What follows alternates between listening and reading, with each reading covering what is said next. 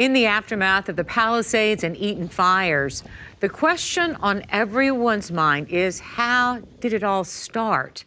In the weeks and months ahead, fire investigators will conduct a painstaking investigation to figure out the causes of each wildfire. Were they accidents? Were they negligence? Was foul play involved? I talked with Ed Nordskog, a retired arson and bomb investigator with the LA Sheriff's Department. Ed, it is so great to have you on the program. Thank you for being here.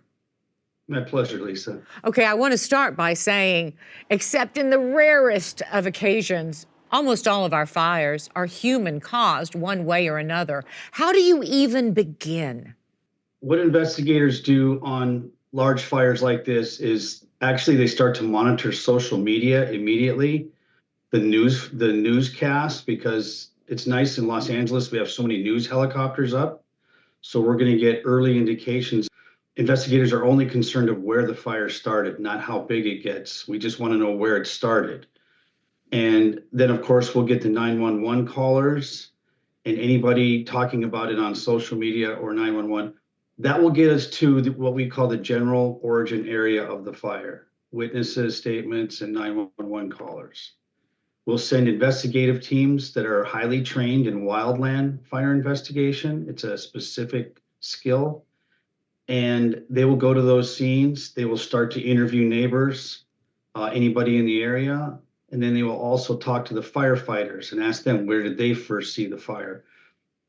After that's done, they're going to set up a grid pattern on the ground, much like you would do a homicide scene in a house or a building, and literally rope off the area, the general origin area.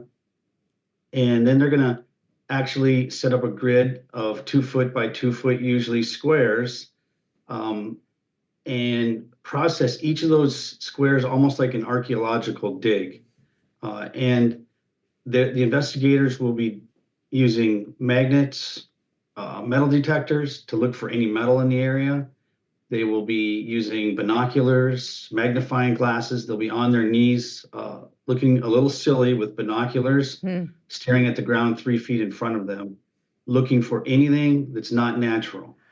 Ed, I want to, before we dig down further into what these boots on the ground are doing, go back to looking at the general area.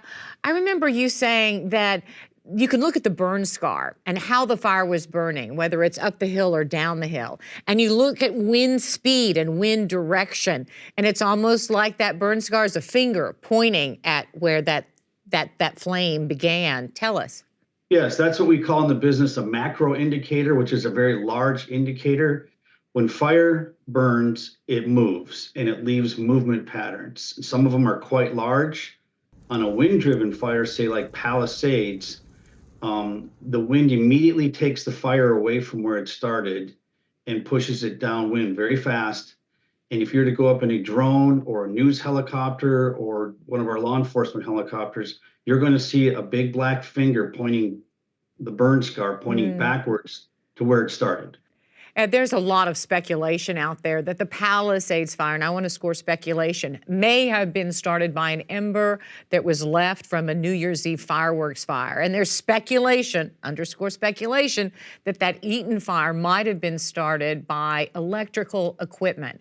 As you have these people with magnifying glass and metal detectors, can they determine what started the fire and differentiate between an ember-begun fire and an electrical fire by what they find on the ground?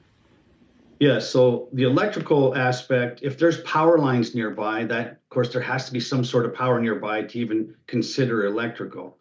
But if there's a power line nearby or an electrical appliance, if there's an arcing event or some sort of event within the power lines, there tend to be little explosions in the wires if the wires bang together, if they become separated.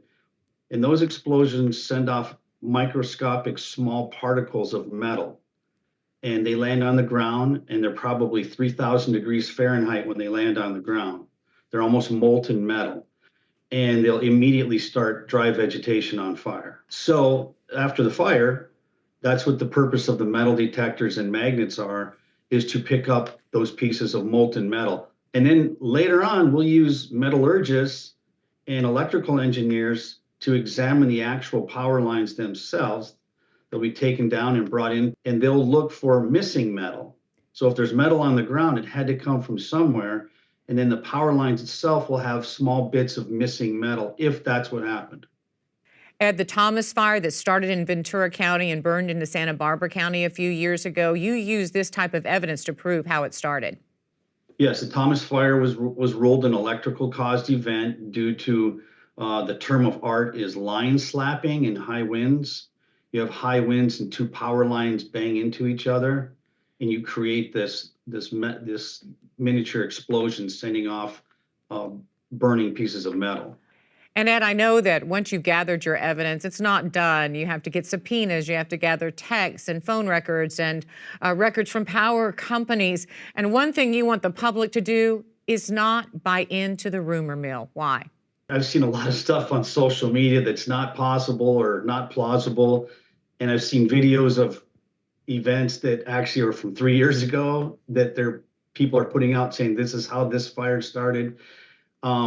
We look at these things, we look at everything, and then we have to rule out, is this real, or is it AI generated video, or is it from this fire or some other fire? And unfortunately, people just throw things up on social media and spawn rumors.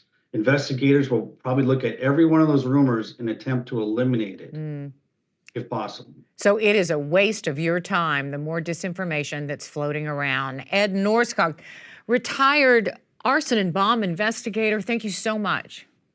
Thank you, Lisa.